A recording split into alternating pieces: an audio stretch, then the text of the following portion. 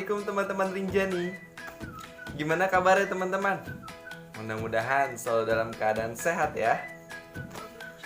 Oke teman-teman. Nah, pertama Ustadz ingin mengucapkan selamat kepada teman-teman semua karena telah berhasil menyelesaikan tantangan tema 3, yaitu tugasku sehari-hari. Kemarin teman-teman telah belajar bagaimana tugas teman-teman sehari-hari, baik di rumah, kemudian di sekolah, di lingkungan masyarakat, maupun di tempat bermain. Nah teman-teman, sekarang kita sudah masuk tema yang keempat. Nah teman-teman di rumah tahu gak tema yang keempat itu kita akan membahas apa? Apa ya teman-teman ya? Nah tema yang keempat kita akan membahas hidup bersih dan sehat teman-teman. Hidup bersih dan sehat juga teman-teman dapat dilakukan di rumah, kemudian di sekolah, lalu di tempat bermain, dan di tempat umum teman-teman. Nah, oke teman-teman, Ustadz mau tanya nih, bagaimana sih cara menerapkan perilaku hidup bersih dan sehat?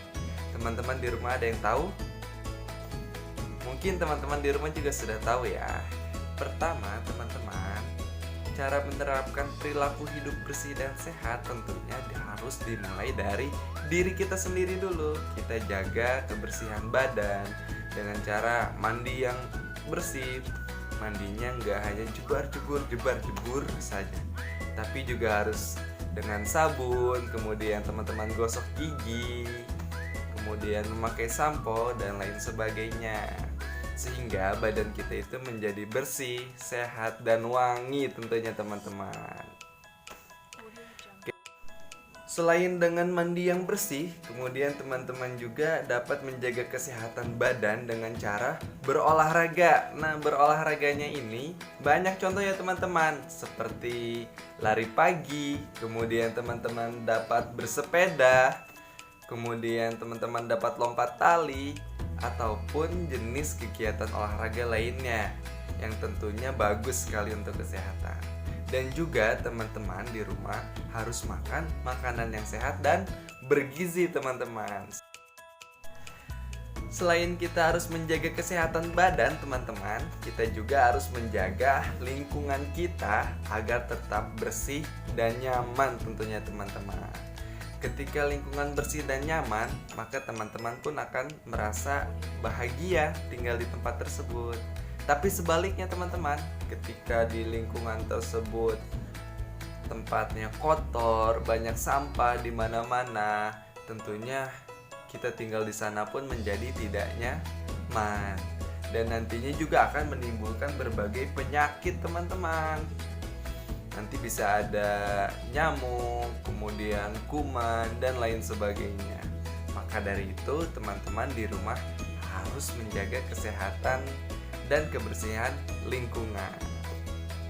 Oke teman-teman, nah agar teman-teman lebih paham lagi bagaimana sih cara kita menjaga kebersihan lingkungan dan menjaga badan kita agar tetap sehat, teman-teman silahkan saksikan video berikut ini.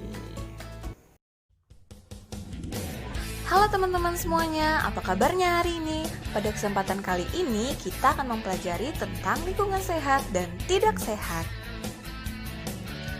Lingkungan sehat adalah lingkungan yang bersih. Lingkungan sehat memiliki ciri udara yang bersih dan segar, tanah yang subur, sumber air yang bersih, sampah tidak berserakan, dan banyak tumbuh-tumbuhan hijau. Lingkungan tidak sehat adalah lingkungan yang tercemar, kotor, dan penuh sampah. Tahukah kamu, lingkungan tidak bersih disebabkan oleh pencemaran? Apa sih pencemaran itu? Pencemaran adalah pengotoran lingkungan yang disebabkan oleh adanya sisa produksi atau kegiatan manusia yang dibagi menjadi 4 macam. Yang pertama, pencemaran udara. Suatu keadaan di mana terdapat substansi fisik, biologi, atau kimia di lapisan udara bumi yang jumlahnya membahayakan bagi kesehatan tubuh manusia dan makhluk hidup lainnya. Pencemaran udara disebabkan oleh pengumpulan asap kendaraan, pembakaran hutan, dan asap pabrik. Nah, dampak dari pencemaran udara ini dapat merusak paru-paru, merusak jantung, melemahkan tulang, dan mempercepat penuaan. Aduh, sangat membahayakan sekali ya. Yang kedua, pencemaran tanah. Keadaan di mana bahan kimia buatan manusia masuk dan mengubah lingkungan tanah alami. Pencemaran tanah disebabkan oleh pembuangan limbah padat, penggunaan pestisida berlebihan, dan pembuangan limbah cair.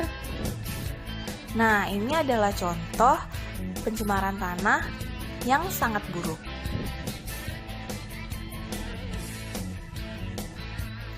Yang ketiga, pencemaran air. Suatu perubahan keadaan di suatu tempat penampungan air yang diakibatkan oleh aktivitas manusia. Pencemaran air disebabkan oleh pembuangan limbah pabrik, membuang sampah ke sungai, dan illegal logging, teman-teman. Nah, bayangkan deh kalau semua air yang ada di bumi ini seperti ini, pasti menyebabkan banyak sekali penyakit ya teman-teman. Yang keempat, pencemaran suara. Gangguan pada lingkungan yang diakibatkan oleh bunyi atau suara yang mengakibatkan ketidaktentraman makhluk hidup.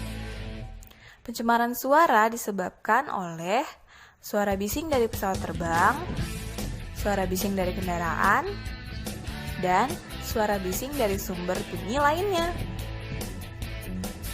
Tahukah teman-teman bahwa traffic jam merupakan salah satu penyebab dari polusi suara? Dan selanjutnya teman-teman adalah pengaruh pencemaran lingkungan. Segala bentuk pencemaran ini dapat mengganggu kesehatan makhluk hidup maupun lingkungan. Beberapa cara yang dapat dilakukan untuk mengatasi pencemaran lingkungan. Yang pertama, membuang sampah pada tempatnya. Tahukah teman-teman bahwa sampah dibagi menjadi dua jenis, yaitu sampah organik dan sampah anorganik? Sampah organik adalah sampah yang dapat diuraikan, sedangkan sampah anorganik adalah sampah yang tidak dapat diuraikan. 2. Penanggulangan limbah. Tahukah teman-teman bahwa tas cantik ini merupakan limbah rumah tangga? Dan juga sendal ini merupakan sisa dari bungkus mie instan. Yang ketiga, penghijauan dan penanaman pohon. Tanaman berfungsi untuk menyerap karbon dioksida dan memproduksi oksigen. Karena itu, penghijauan sangat diperlukan untuk mengurangi pencemaran udara. Yang keempat, penggunaan pupuk dan obat membasmi hama tanaman yang sesuai. Tidak boleh berlebihan ya. Nah, sekian materi pada hari ini, semoga ilmunya bermanfaat untuk kita semua. Untuk mendukung channel ini, jangan lupa untuk like dan subscribe. Terima kasih. Sampai berjumpa lagi.